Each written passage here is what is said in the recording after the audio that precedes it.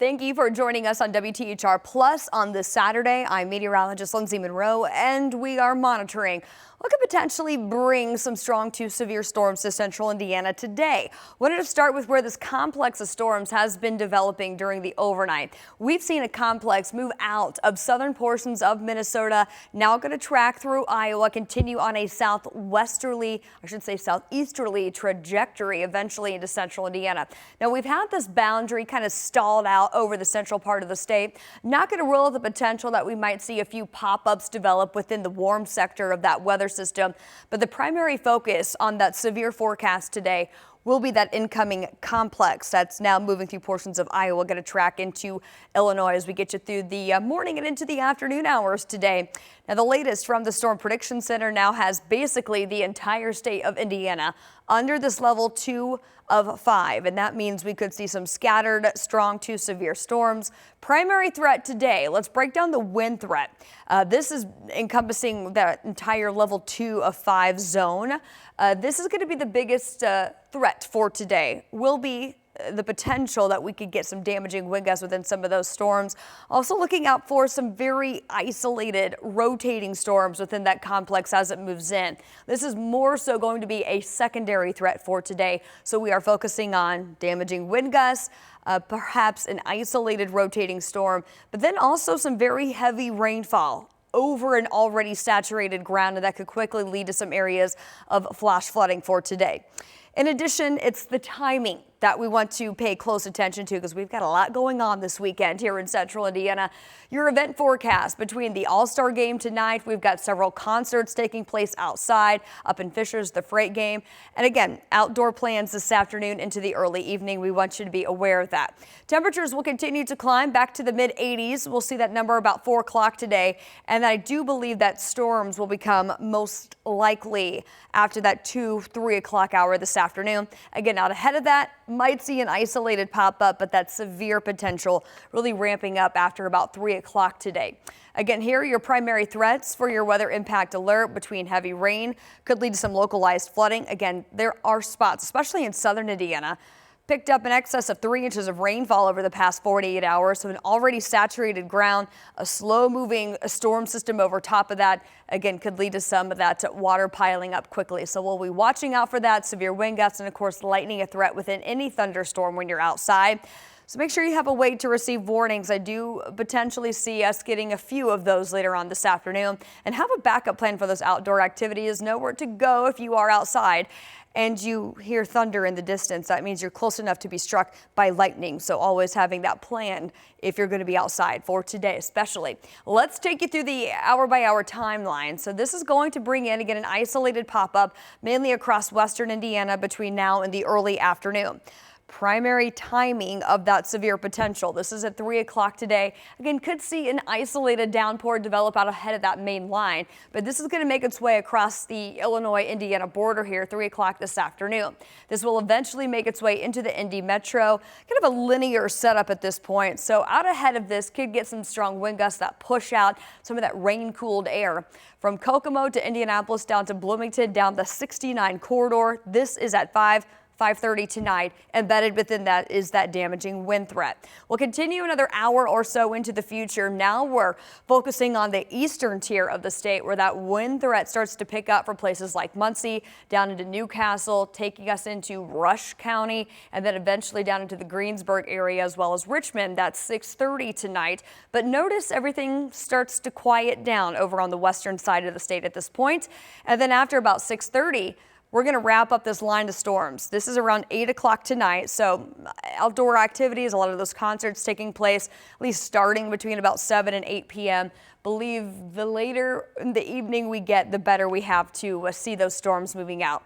Now, an isolated shower, not going to rule that out later tonight, but as far as severe and lightning potential goes, that's going to wrap up as we head into the overnight. So keep that in mind for your plans, especially if you're headed up to Ruoff tonight. We've got Dierks Bentley. It's going to be a big show.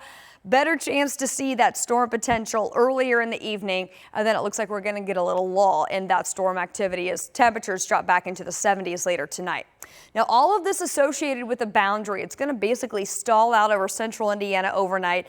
Again, could bring a stray pop-up. But as we get into the heat of the day tomorrow, there could be another isolated stronger storm. So the Storm Prediction Center, once again, has most of Indiana, all of central, all of southern Indiana under this level 1 of 5. So it's a lower risk, not going to be a widespread severe weather day on Sunday, but there is the potential of a few of these scattered storms. Temperatures will once again recover from the 70s back into the mid 80s, and just staying aware of that storm potential. There's your forecast highs tomorrow, ranging from the low 80s north up to near 90 for our friends down in Bedford. And it's also going to be a very muggy day. So it's going to be hot in the mid 80s, which is pretty seasonal for this time of year. But then you see how much moisture is still going to be in our atmosphere, and our muggy meter is going to be essentially off the charts. Anything 70 or above, we've talked a lot about this summer, going to be in that miserable category, and with dew points that will likely hold in the mid 70s tomorrow. Going to really feel that humidity factor ramping back up. So here's that boundary I was mentioning. This takes us through about 7 o'clock in the morning. So this is early Sunday. Could see a stray storm kind of developing along that boundary. As that sinks to the south, we'll have several dry hours Sunday afternoon. And then it's about 5 o'clock that we'll start to see some of these pop-up storms redeveloping with the heat of the day. Everything becomes destabilized, firing up these storms, and this becomes slightly more widespread into the early evening, kind of right there north of where that boundary stalled out over the Ohio River Valley. From Indianapolis down to Bloomington, Shelbyville, we'll be watching that I-70 and south corridor. This is 8 p.m. on Sunday, and then eventually those storms will slowly sink to the south, but it really depends on where this boundary stalls. Could prompt once again some overnight rain, embedded thunderstorms as well. That's going to take us into early Monday. Now, Monday does look to be a relatively quiet day considering what's to come for the rest of the week. I would take advantage of Monday. We've got highs in the mid 80s. Warm front still down to our south. That means it's not going to be as humid as it's going to get. And we see pretty limited rain chances to get the week started. Then we've got this heat dome that's going to build in as we get into really later in the day Tuesday, Wednesday, especially Thursday into Friday. We're going to talk a lot about this heat dome developing. Could see some areas of storm activity kind of in advance of that, kind of the perimeter of the highest of the heat. But once this starts to take over for us, again, especially Wednesday, Thursday, and Friday of next week, going to see temperatures back in the low 90s, but more importantly, that humidity factor making it feel significantly hotter. Kind of in that danger zone between 100 and 110, where we really need to take those precautions and limit that outdoor time. Here's your forecast heat index as we get into the middle part of next week. So we're in pretty decent shape, 95, a little uncomfortable as we get into Tuesday, but then Wednesday and beyond is when those numbers really elevate. Those are the primary days, Wednesday, Thursday, and Friday of into next week, when we do see some of our communities approaching that feels like temperature of 110. Or perhaps even slightly above. Now this does look to wrap up as we get into next weekend, so we find a little bit of relief from that. But while we're enduring this, certainly something to pay close attention to. So this is going to be next week, again, primarily Wednesday, Thursday, Friday. Heat index going to be very dangerous, so we want you to be preparing for this well in advance, kind of altering your outdoor schedule while we know this is coming and we have some time to do so. Also, the dangerous heat stress index. This is not something that we talk about all that much, but it is something that's really important because it utilizes that wet bulb global temperature, which is something that a lot of schools, a lot of businesses use in order to assess the safety for outdoor athletes, for employees working outside. And it really helps just kind of adjust the outdoor schedule to make sure everyone's staying safe given the changing weather conditions. We don't see high very often. So these are the zones that this is going to be in, and it's basically classifying how much moisture is in the atmosphere, how will your body react to that, can we get cooled off, and is it going to be very difficult to cool off, and in fact that would elevate the risk of heat-related illnesses. And we're watching Wednesday and Thursday to jump into that high zone. Still going to be very elevated on Friday. But those are danger zones as far as spending too much time outside. Whenever it gets high, we need to take breaks more frequently in order to stay safe. So this is going to be one of those situations where you need to get into the shade, the air conditioning, make sure you're staying very well hydrated, even in advance of being outside. So we need plenty of breaks right here in that category, and even in the moderate zone. we're going to need breaks more frequently than normal. So it's going to be one of those situations as we get into next week. We're really going to be focusing on the heat and the humidity.